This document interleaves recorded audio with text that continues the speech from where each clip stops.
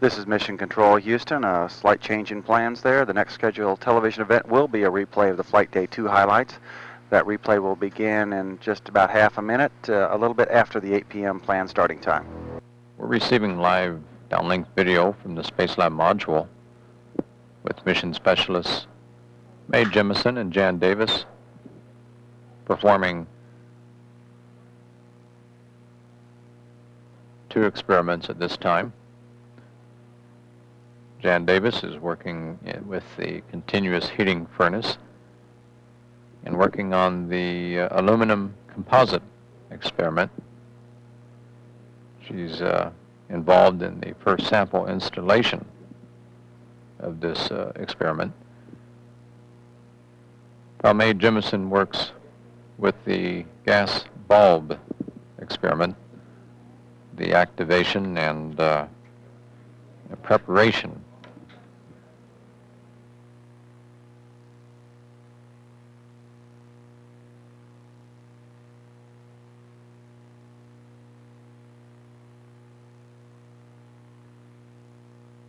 And Spacelab Huntsville, we're getting a great view of you two. We noticed that Jan's headband is a little bit loose, her AFTE headband, but this is a great view, and you guys are really looking good.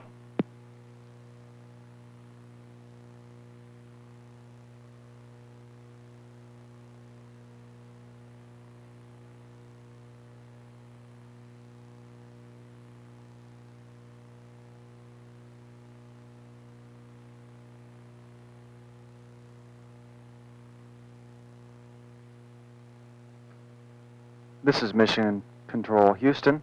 The next television event will be a replay of some downlink video of a water leak that was discovered earlier today in the Spacelab module. This replay will be used by flight controllers in Mission Control Houston and the Payload Operations Control Center in Huntsville, Alabama at Marshall Space Flight Center to help troubleshoot the leak. Okay, we got good picture now, Mark. Oh yeah, we see everything really well. Can you determine a source for the leak, Mark? Does it look like it's coming around fittings or cracked pipe or something?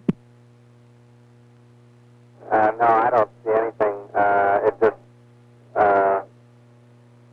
It just bubbles up around the valve. In rack 8, there's no leakage at all, and there's also now a little bit over by the other valve also.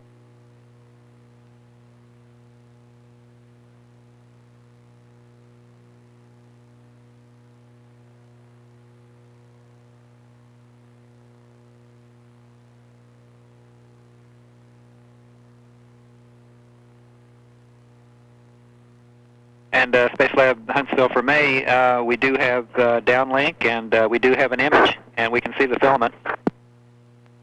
GEF, go push button on my mark. 3, 2, 1, mark.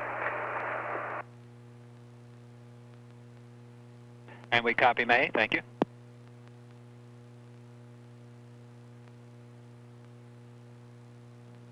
Spacelab operations in Huntsville. We're receiving a live video downlink from the Spacelab module looking at the gas evaporation facility. We can see the filament inside the bulb. Looking through a TV camera attached to the facility. And Spacelab Huntsville, we've got live video in the module, and we see May down working on GEF, looking great.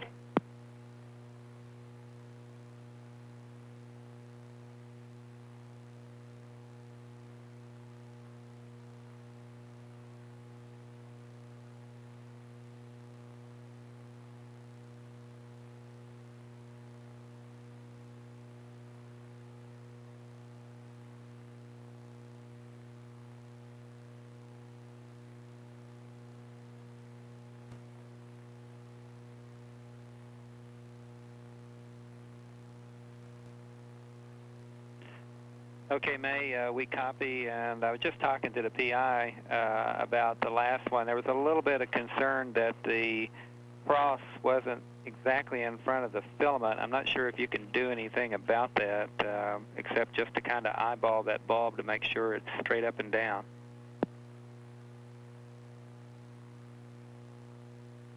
Okay, I'll take a look at it again, but there's no way to really swivel or move anything. That's affirmative, May. We understand. Go on my mark. 3, 2, 1, mark. Copy.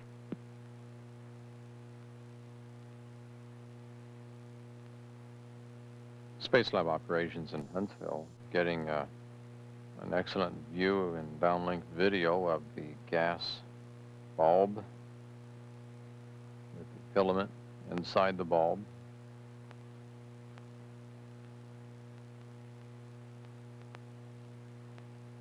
Evaporating. We're looking through a TV camera which has been installed onto the facility and looking in at the bulb.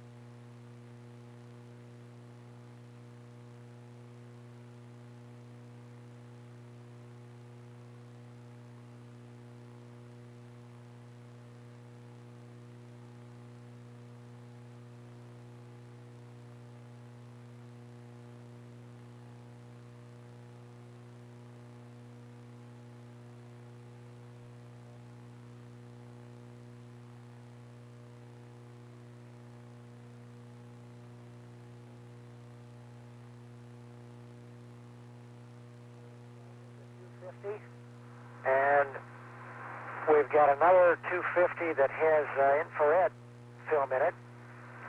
This little number here is a 35 millimeter with a 300 millimeter lens on it. So we can get nice close-ups. We just put all this gear together on this shift and burn and film. We had some nice passes today over northern Japan, over Hokkaido. We had a couple of good passes over the central part of Russia and some nice passes over the Sahara. So we're planning to use that, a bunch of the other gear that we've got back here throughout the rest of the flight.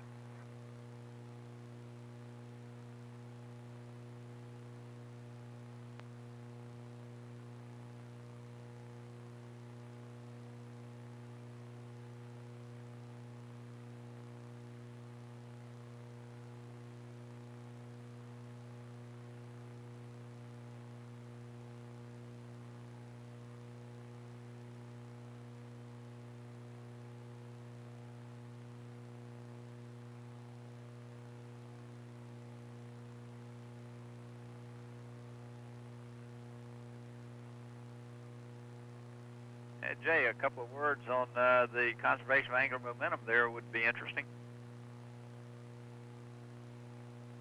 Well, let's see. What I remember about all of this from school is that if you take a solid object like this, it's got 3 moments of inertia.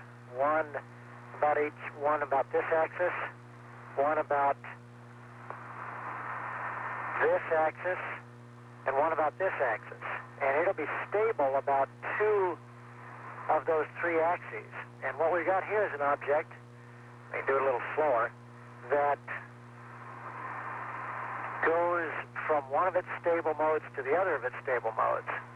Now I can get it so that it does a 3-axis tumble, but that's kind of hard. But mostly it just transitions from one of its 2 stable modes, there we go, to the other one, because the moments are fairly equal. I don't know how well you can see that. It's sitting there very nicely in the center of the field of view. Great. 0G is neat. You are going to love it.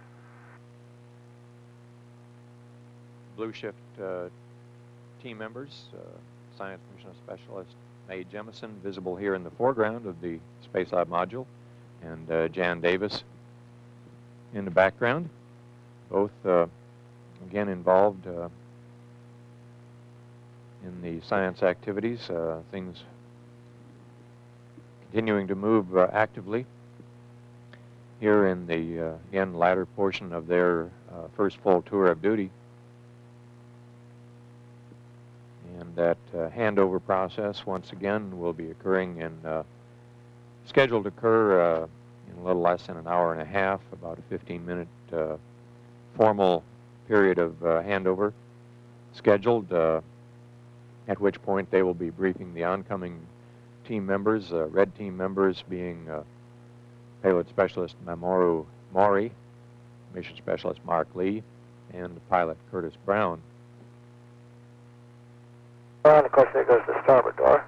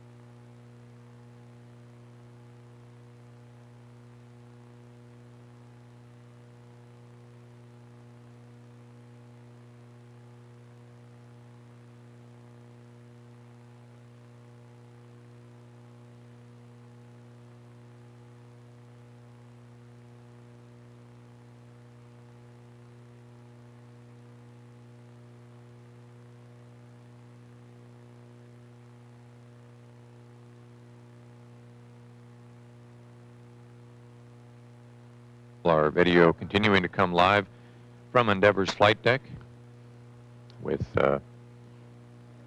pilot Curtis Brown and Commander Hoot Gibson of the Endeavour crew currently assembling the bicycle ergometer device, a exercise system, stationary bike that is used for physical conditioning sessions during the course of the mission.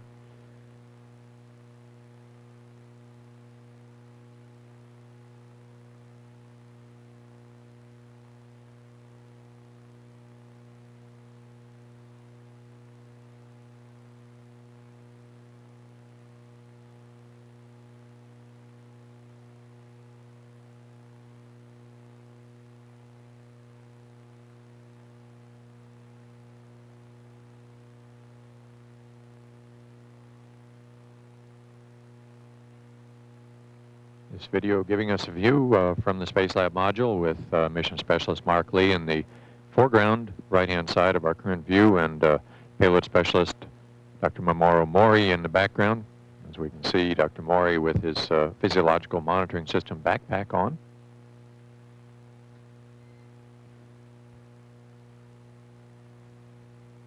And we can also see just in front of Dr. Mori a Space Lab TV camera directed towards the rack or workstation where Mark Lee is currently involved in some of the preparations for the L2 experiment.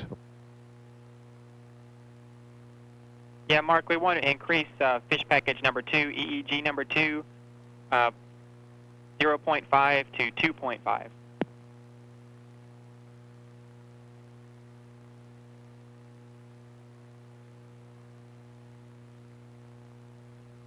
And in this view, we can see Mission Specialist Mark Lee at the control systems. Okay, number 2 is set at 2.5. Making those requested adjustments to the amplification device for the brainwave signals that are being monitored. Brainwave signals coming from each of the 2 carp serving as test subject in this experiment.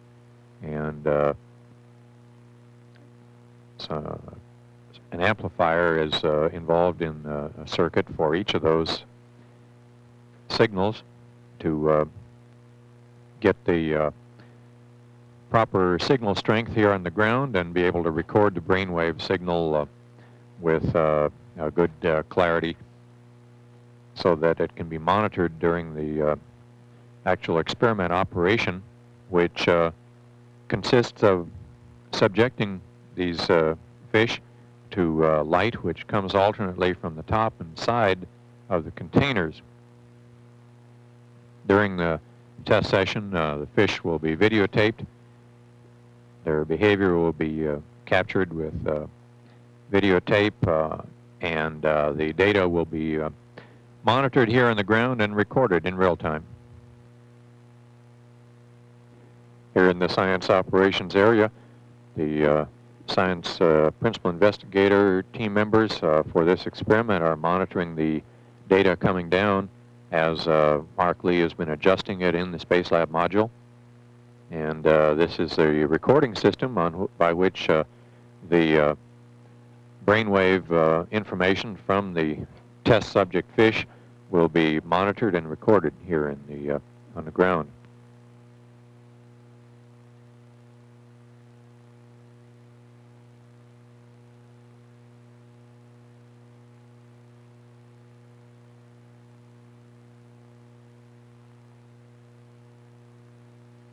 These are oriental hornets.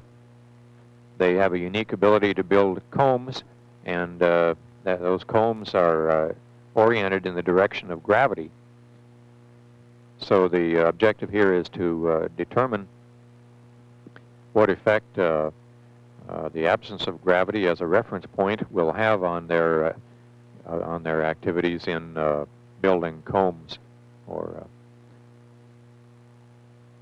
there have been studies on the ground using centrifugal force to simulate different directions of gravity other than the normal direction. They've shown that these forces are the only factor that seems to determine the direction in which the hornets do build their combs.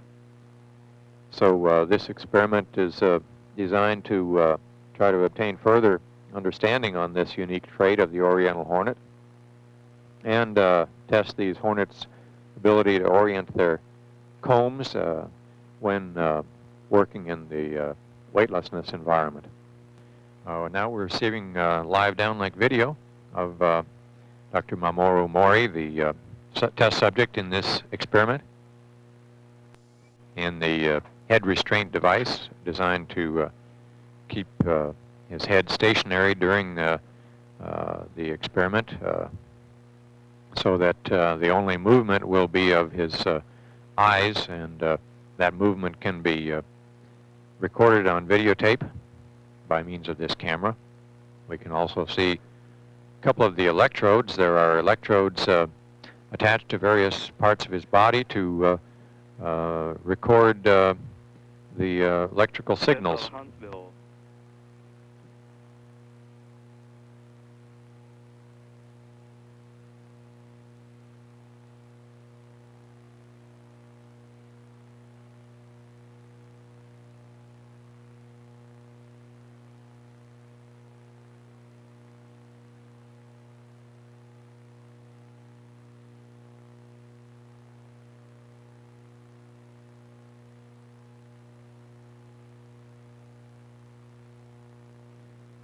And with the conclusion of those video dumps from the experiment operations, we're now having a look on in real time, live video from the aft flight deck of Endeavour with Commander Hoot Gibson here on the left-hand side of our current view, talking to pilot Curtis Brown.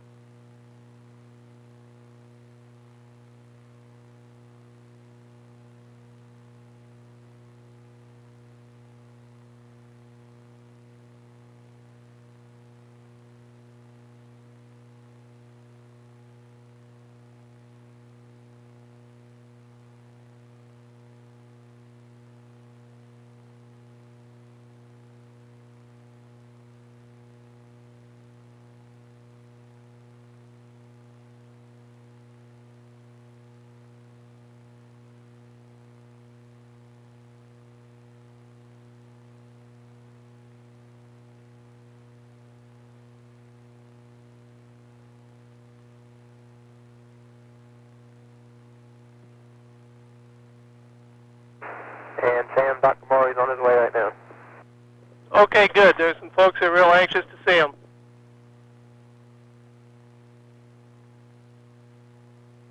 Sam, who all there are his wife and his sons there? Yeah, that's affirmative.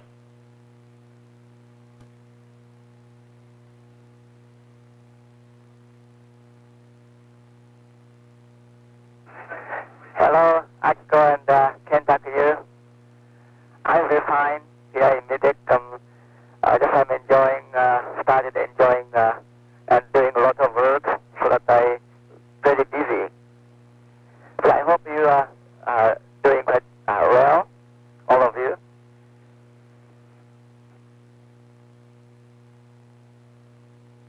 And they say they are, and they're waving back here.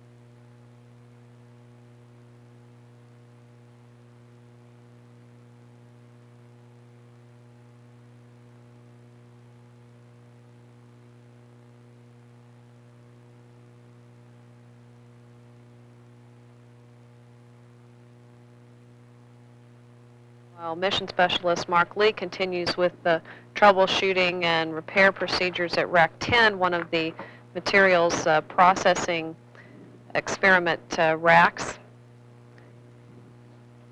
He's now in the process of removing insulation to have direct access.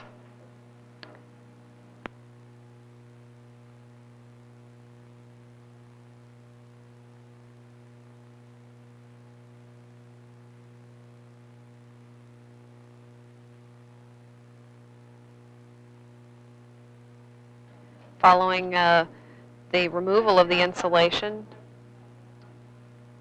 Mission Specialist Mark Lee will conduct an inspection of the valves and the fittings and the lines and observe for any leakage that may have occurred.